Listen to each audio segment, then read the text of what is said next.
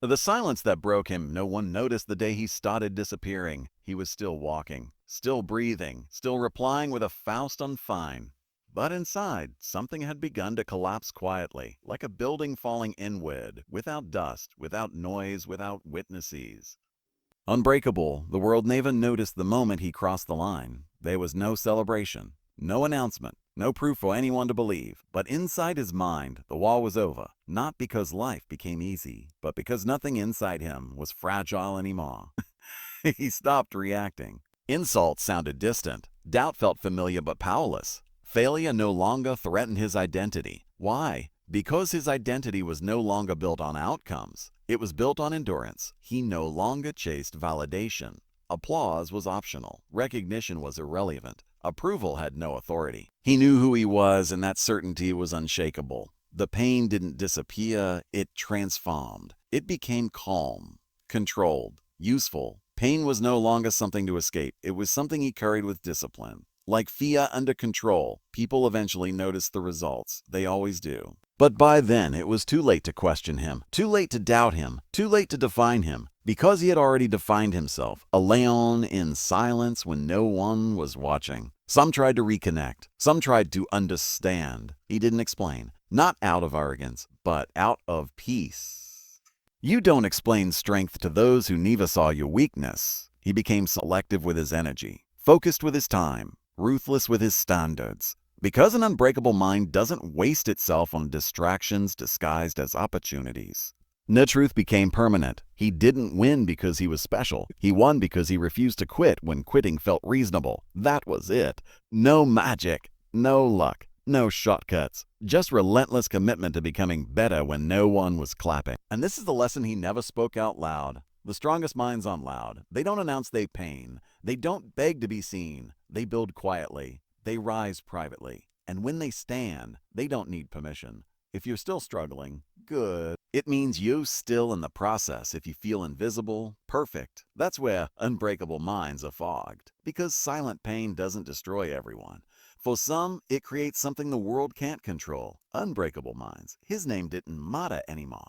What mattered was the weight he carried in silence. Every morning he woke up tired, not physically, but mentally. Tired of fighting thoughts that never slept. Tired of explaining pain to people who only understood success. Tired of being strong for everyone, breaking alone. The world only saw his outcomes. No one saw his battles. They saw him fail, but they never saw how many nights he stayed awake trying not to. They heard his silence, but they never listened to what it was screaming. He learned early that weakness was expensive, so he buried it deep under fake smiles, under jokes, under motivation quotes he posted but didn't believe. And slowly and visibly, that buried pain started poisoning his mind.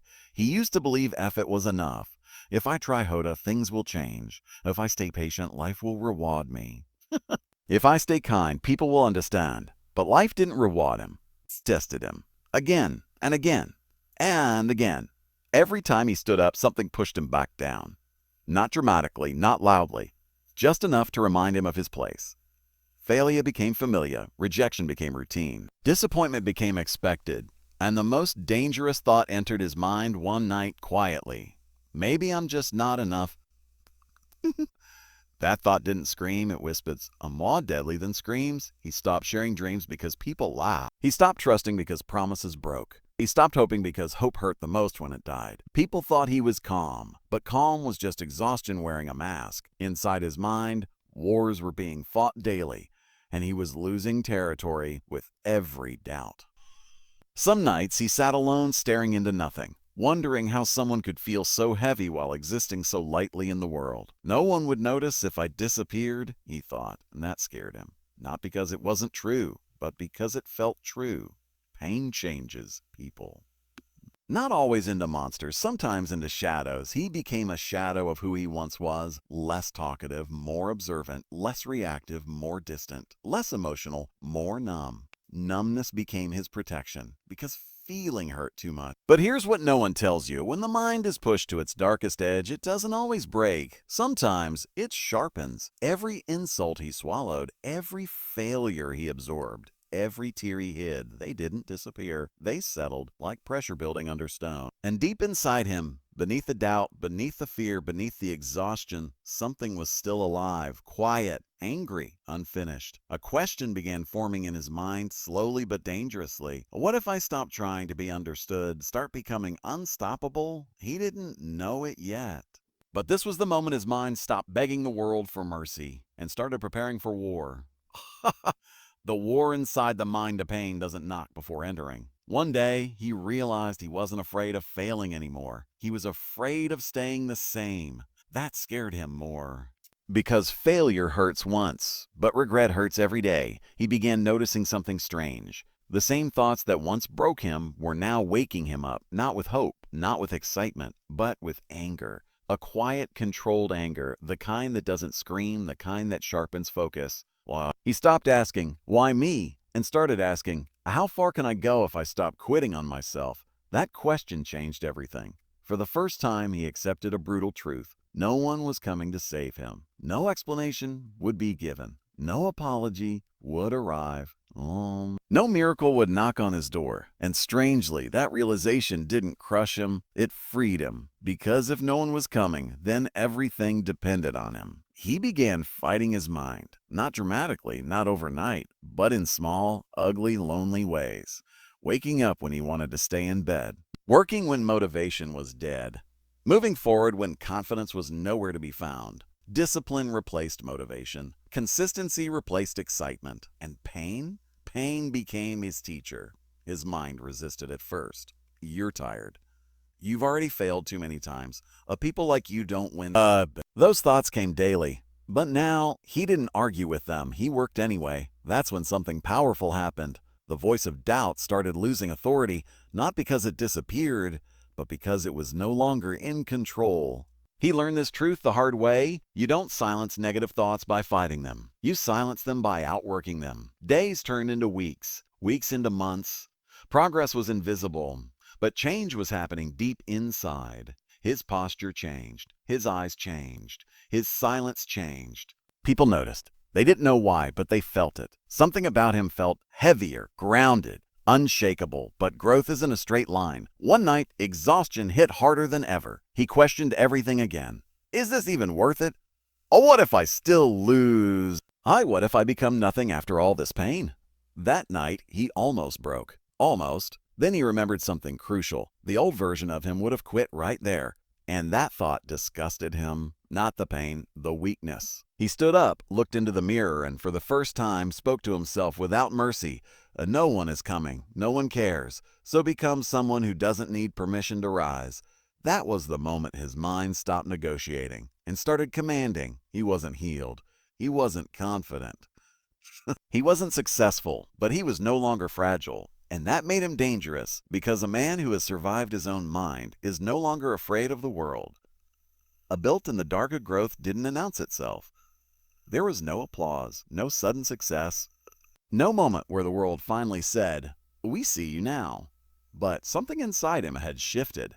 He no longer needed noise to feel powerful. He no longer needed validation to keep moving. He no longer explained himself to people who never tried to understand. Silence stopped being a prison.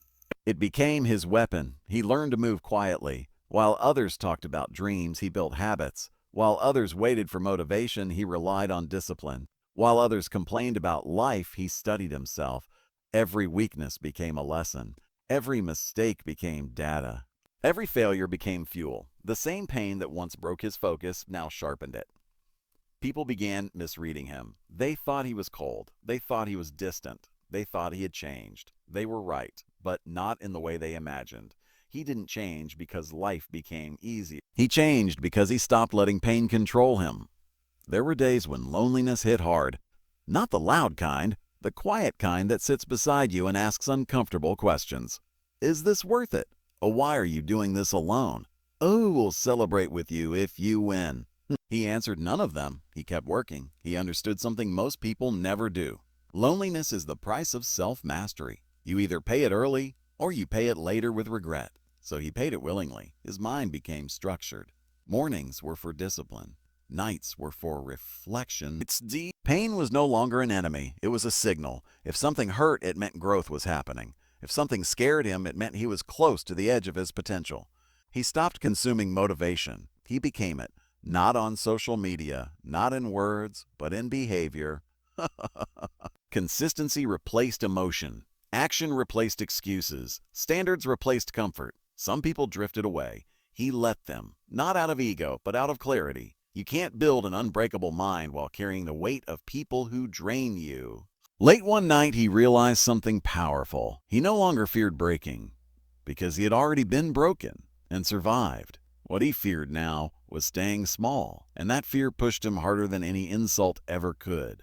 The dark didn't scare him anymore. It trained him. It forced him to confront himself without distractions, without lies, without masks. And in that darkness, he didn't find comfort. He found truth. He was still silent, still unseen, still underestimated. But now, that was exactly how he wanted it. Because minds built in the dark don't shine for attention. They shine when it's time to dominate.